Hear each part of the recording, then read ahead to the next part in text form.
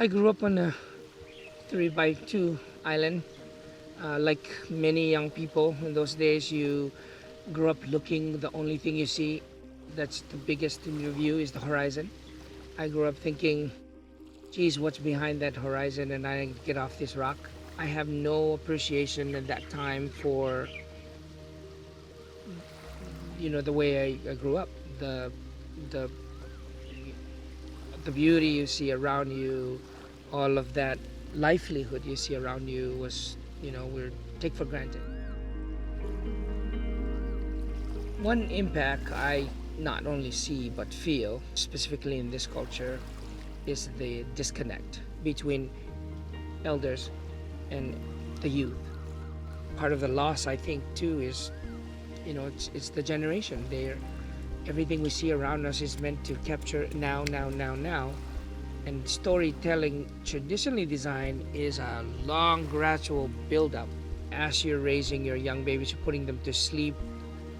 The pastime, to put them to sleep, you're telling them stories. It makes sense because it creates conversations, I think. And so the foundation, the kindergarten of knowledge sharing, wisdom sharing in this culture starts from storytelling. But that time has changed now. There's already not only a disconnect between the young and the old, but the old and the older. People are dying off much younger. So the storytelling that is usually told by the grandparents, because they're the ones that start that foundation, is now almost impossible. Not only are your parents are really, really busy doing regular work today, but you don't have that foundation anymore from the grandparents. They're the ones that does this. I learned the little I know from my grandparents. And I think that we've seen it all across with indigenous cultures breaking down and not, there's, they arrive at a time where you're realizing it, but there is no consistency behind you to fall back on. There is no, you've lost it for generations. So how do you pull wisdom from something you don't know? I feel very fortunate and blessed to be able to be in generations where we've lost a lot, but there's still remnants of those values, I believe. And there's still an opportunity as well because the outer islands is in different stages of exposure, in my opinion. And so if we don't have it here, chances are we can catch it here. And so there's two-way stream. Yeah, there's a two-way exchange that I'm hoping to achieve as part of this effort is the exchange to be able to, bring complex ideas and different cultures, in an attempt to appreciate both.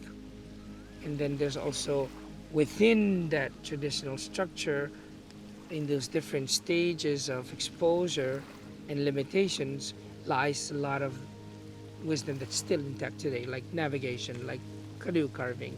Knowing what we know, what can we do to ensure that we're passing on not only resource, but the value of that resource in the same or a better capacity. Our motto, Hofagi Lamule, I take that very personal and very seriously. It means unite this chain.